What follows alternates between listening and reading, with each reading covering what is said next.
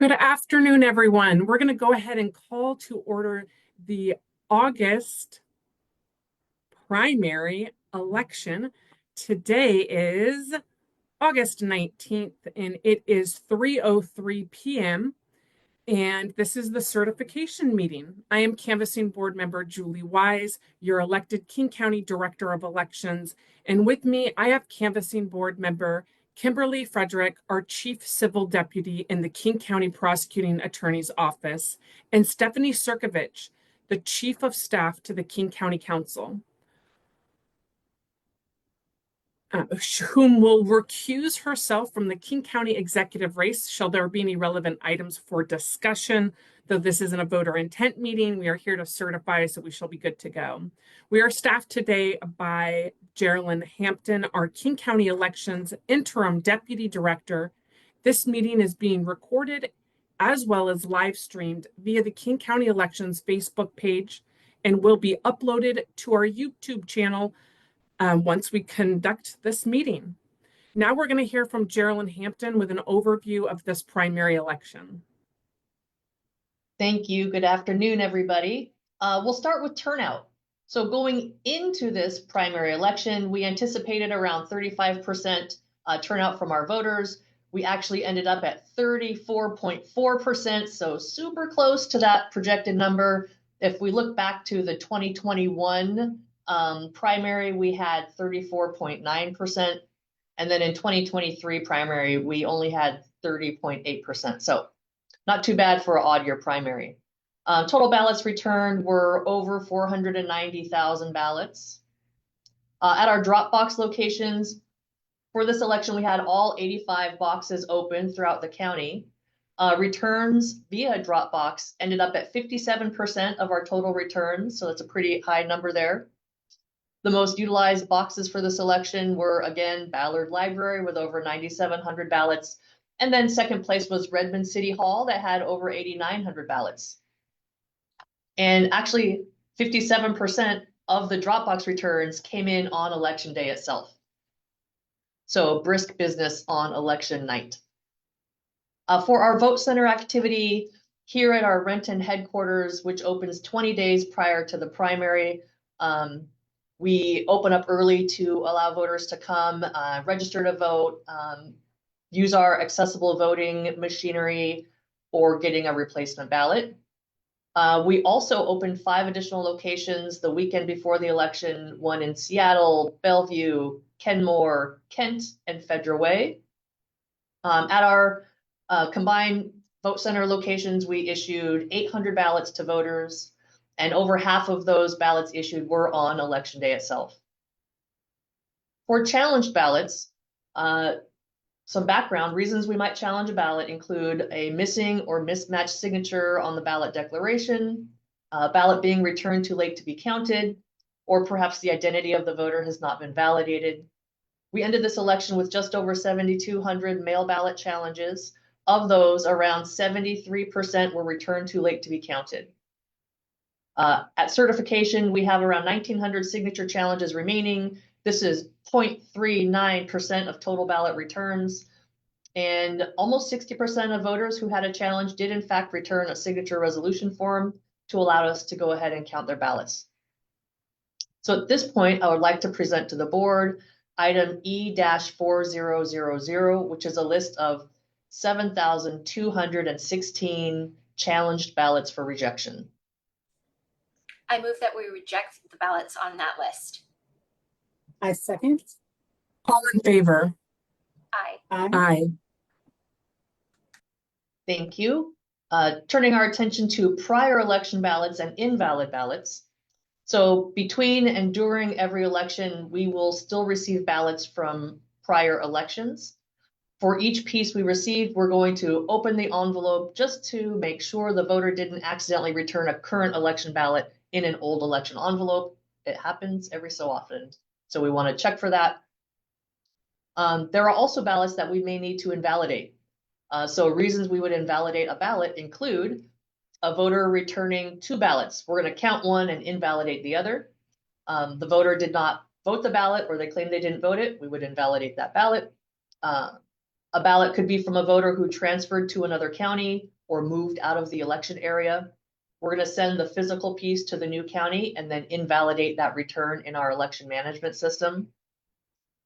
Sometimes we get envelopes where there is moved or deceased written on that signature line and there's not a voted ballot inside. So we will invalidate those ballots. And then you might have an instance of a double sign situation where Joe signs his own ballot and maybe someone else's in the household ballot also. That someone else's ballot is going to get invalidated. So at this point, I would like to present to the board item E-4001, which is a list of 88 prior election ballots and also 198 invalid ballots for rejection. I move that we reject the ballots on that list.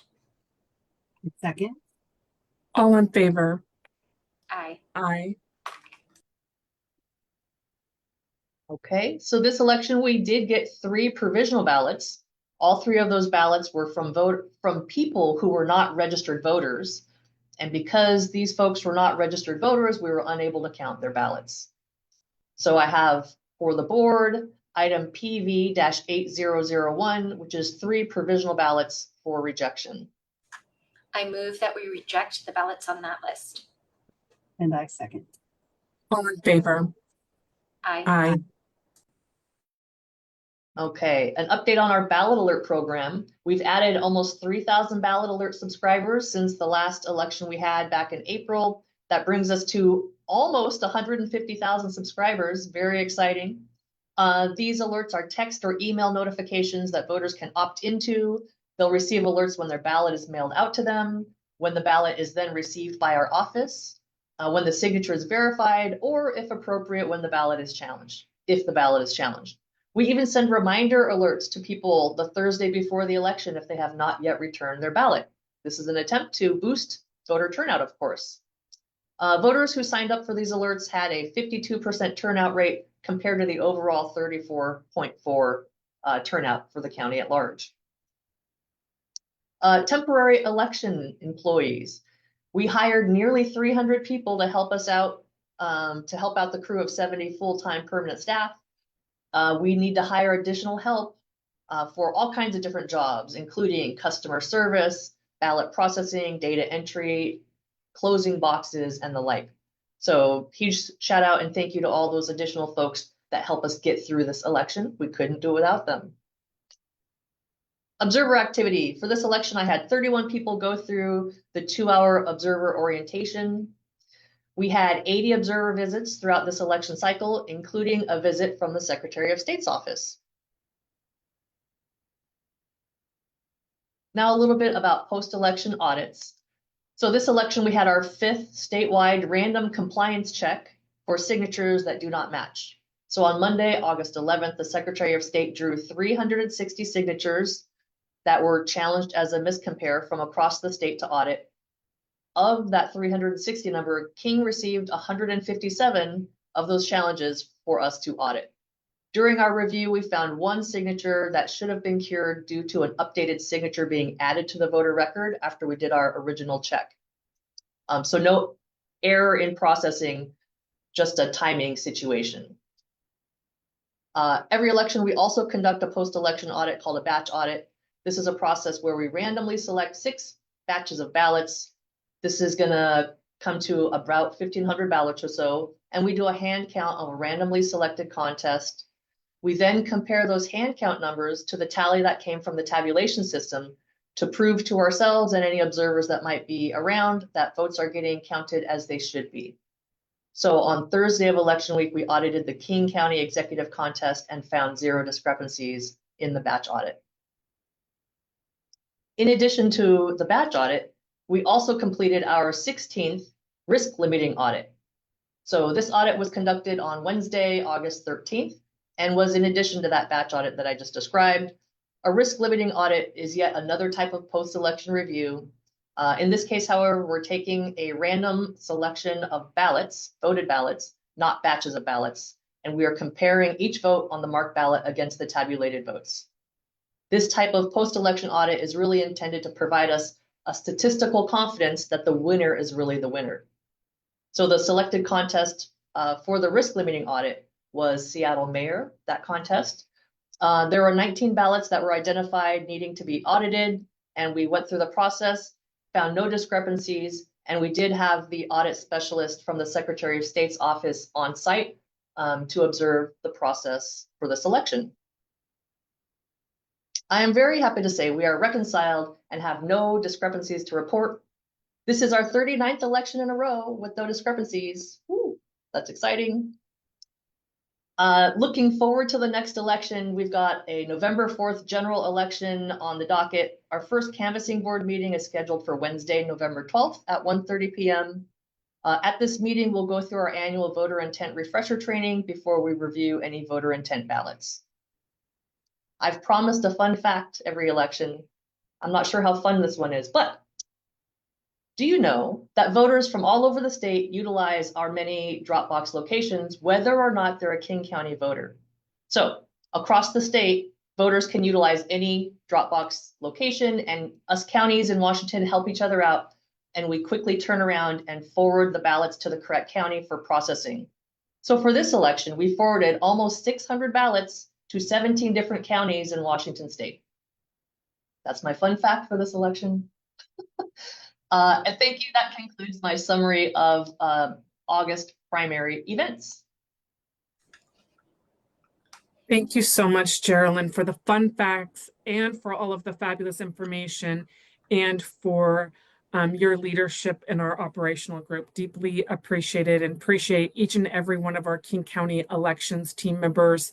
If they're short-term, temporary, or permanent employees, as you perfectly stated, we couldn't do it without them. So thank you so much, Geraldine, for your support of the canvassing board for yet another great election. Thank you. So Julie, I will now read you the oath of authenticity.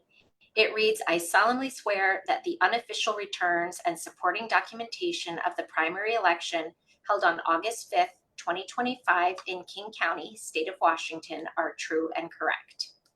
I do. Our next item is the certification of the canvassing board, and it reads, the undersigned officers designated by law as constituting the canvassing board for the County of King, state of Washington, hereby certify that this is a full, true, and correct copy of the abstract of votes, including the number of registered eligible voters, cumulative results, precinct results, and report of votes cast at the primary election held on August 5th of 2025 in King County, state of Washington. I do. I do. Fabulous. Is there any further business for us? Nope, not today. Hearing none, the board has certified this election. Again, I'd like to thank, of course, our team and also to the voters that turned out in this election. And just a plug to sign up for those ballot alerts. What a great reminder of every single stop your ballot is taking, and a friendly reminder the Thursday before if you haven't returned it. Then we are going to go ahead and state that we are closing this meeting. It is again August 19th at 3:16 p.m. The meeting is officially adjourned. We'll see you back here for the November general election.